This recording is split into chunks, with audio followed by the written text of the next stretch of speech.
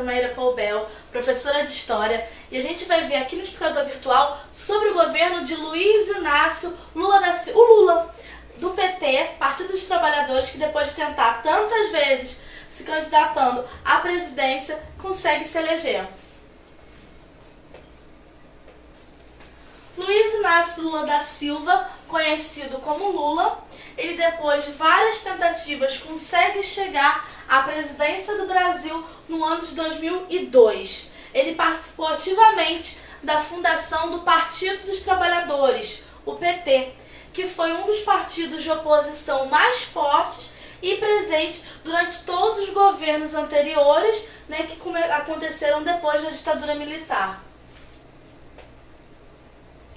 O histórico político do Lula, ele participa, como eu falei, de várias eleições. Ele põe sempre o Partido dos Trabalhadores e o Lula apresenta-se sempre como aquela alternativa, o partido de oposição, nessa época ainda visto como um partido de esquerda, uma esquerda ainda forte, no início uma esquerda mais radical, com propostas que eram vistas com desconfiança, principalmente pela classe média, empresários, que viam na proposta do Partido dos Trabalhadores algo que pudesse agitar muito o cenário político e identificavam, principalmente no início, muito a questão do comunismo. Achavam que eles poderiam... Aquele velho medo do comunismo estava presente ainda na questão do Partido dos Trabalhadores, principalmente nas primeiras eleições. Isso vai se diluindo ao longo das tentativas.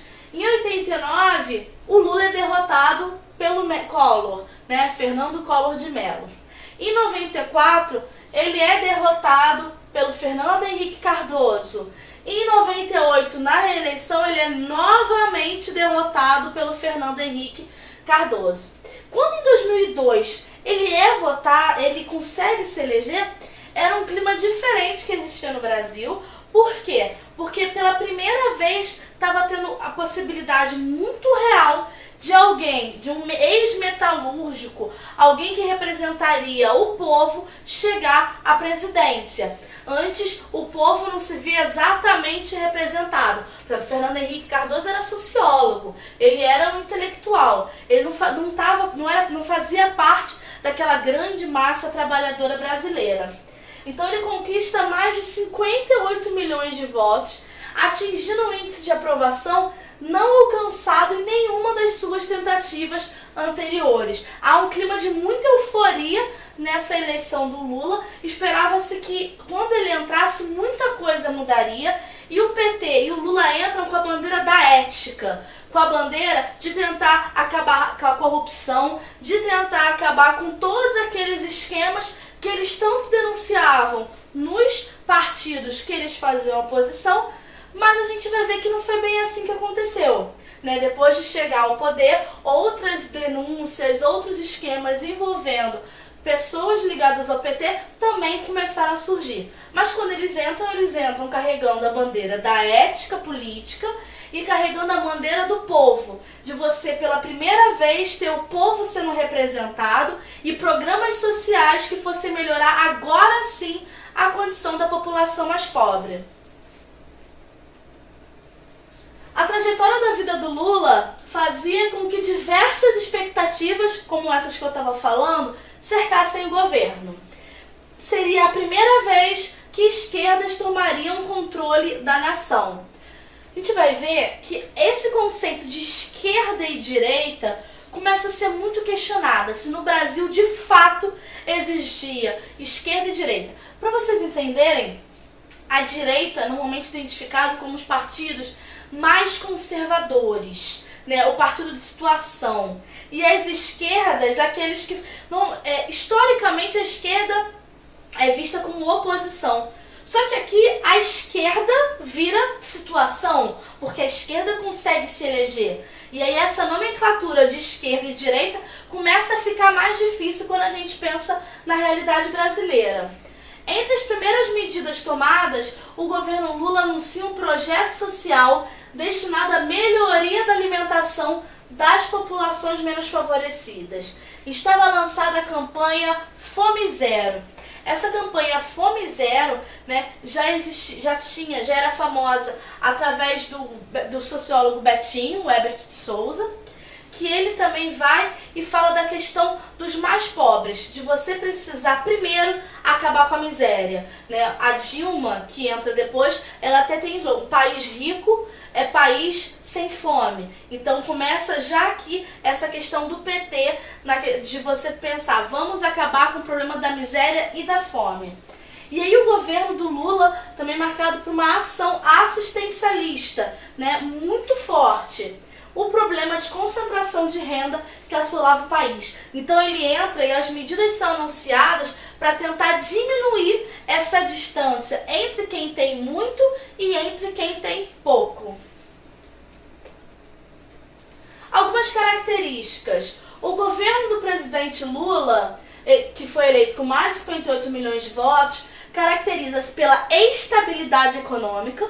Então a economia passa por uma fase extremamente estável, favorecendo o investimento e o crescimento no país. Então o Brasil recebe muito investimento e nessa época também cresce demais. O presidente Lula ele consegue diminuir a dívida externa, que tinha crescido muito durante o governo Fernando Henrique Cardoso. Ele diminui a dívida em cerca de 168 bilhões de reais. Só que com isso, a dívida interna aumenta, né? Ele resolve o problema da dívida externa, só que a dívida interna começa a ficar maior. O seu governo é marcado por políticas e ações de caráter social, auxiliando a fatia mais humilde da população. É um governo basicamente que traz melhorias acentuadas para a parte mais pobre da população. Por isso sempre muito criticado e questionado pela classe média e pela classe mais alta. Porque o auxílio, a melhora de vida não foi sentida tão forte por essa classe, e sim por quem tinha menos. Bolsa Família. Um dos programas de grande suporte do governo Lula, do governo PT, porque quando a Dilma entra, ela mantém. Ele foi instituído no ano de 2004, tá? Tem como objetivo auxiliar famílias em estado de pobreza e nível baixíssimo de pobreza, a alcançar condições aceitáveis de sobrevivência. Existe uma coisa que é a linha da miséria. Então você tenta pensar, ver as pessoas que estão na parte mais baixa das classes sociais e dar o mínimo para elas sobreviverem, certo? O mínimo para pelo menos conseguir sair do mapa da miséria. E a partir desses programas sociais, o Brasil consegue, são 2 governos do Lula, depois 2 governos da Dilma. O Brasil consegue pela primeira vez sair do mapa da fome no mundo. O Brasil era visto como um dos países onde tinha maior quantidade de famintos, de pessoas com fome, e depois desses investimentos nesses programas sociais, pela primeira vez o país sai do mapa da fome. Para que a família receba esse auxílio, é preciso seguir algumas regras, como por exemplo, a família que tem a criança abaixo dos 15 anos tem que obrigatoriamente frequentar a escola e ter a carteira de vacinação em dia. Outras coisas são medidas, como peso, né? Tem uma série de critérios para quem tem criança para poder receber esse auxílio.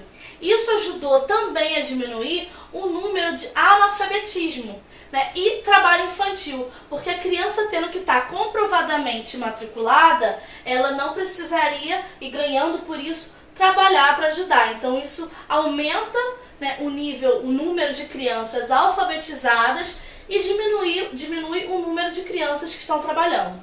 Programas como Bolsa Família, né, esses programas sociais, não surgem no governo do PT e não são exclusividade do Lula ou da Dilma. Fernando Henrique Cardoso tinha programas voltados para isso também, assim como os outros governos. A questão é que no governo Lula, no governo do PT, o principal foco, o principal chamariz são esses programas assistencialistas. Por isso, o destaque aqui, tá? Mas não significa que antes não existia e que eles inventaram, não. Existia, só que nesses governos foram aperfeiçoados e ampliados. O PET. O PET é o Programa de Erradicação do Trabalho Infantil. Eu já tinha falado agora quando eu falo da questão do Bolsa Família, mas o trabalho infantil ainda é uma realidade muito grande. Esse programa implantado em 96, durante o governo Fernando Henrique Cardoso, que eu falei, esse é um programa que já existia e que é aperfeiçoado e ampliado. Tenta retirar crianças de 7 a 15 anos do trabalho infantil, oferecendo bolsas com a intenção de mantê-las na escola. E aí o projeto é continuado durante o governo Lula, que é o PET. Tem também o EJA, que é o Projeto de Educação de Jovens e Adultos. Tem como finalidade conseguir levar a alfabetização, né, ler e escrever, aquelas pessoas que já passaram da idade de ser alfabetizadas. Então, os adultos. É um programa voltado mesmo para aqueles adultos que estão distantes da educação e com estudo incompleto, para conseguir participar da conclusão dessa etapa de estudo. Então, o EJA. O ProUni. O ProUni já visa aumentar o acesso das pessoas ao ensino superior. O ProUni é o programa Universidade para Todos. É para quê? Trazer possibilidade dos jovens com baixa renda estudar em instituições particulares de ensino superior. É concedido bolsas de estudo integral ou parcial. Mas para isso, os estudantes têm que fazer o Enem, ser bem classificados para poder ter acesso a essas bolsas. Mas, ao lado de todos esses projetos sociais e esses programas sociais que auxiliam, né, a população mais pobre, surge também denúncias de corrupção.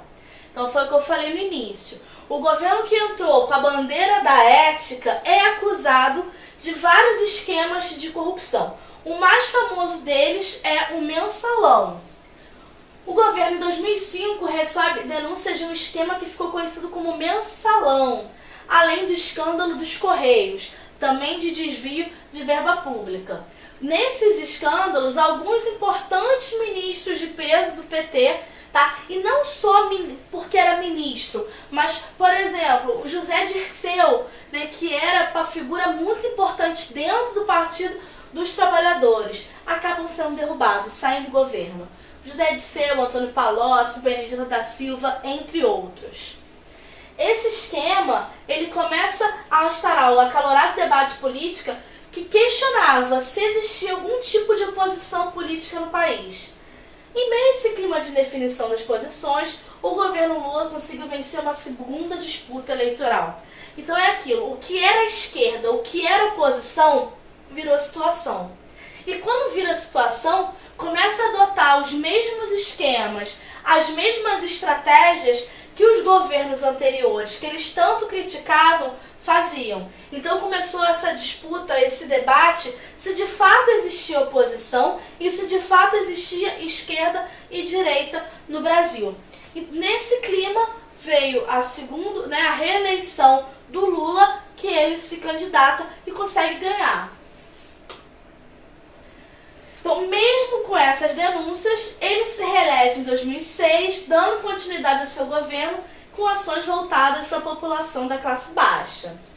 O novo mandato do Lula, né, esse segundo, é visto hoje mais como uma tendência continuista. Ele mais continuou o que ele tinha começado no primeiro, né, tendo ali com ele um quadro político estável. Né, você estava tendo condições estáveis, condições favoráveis para o crescimento e para a manutenção, mais do que uma vitória de esquerda do Brasil.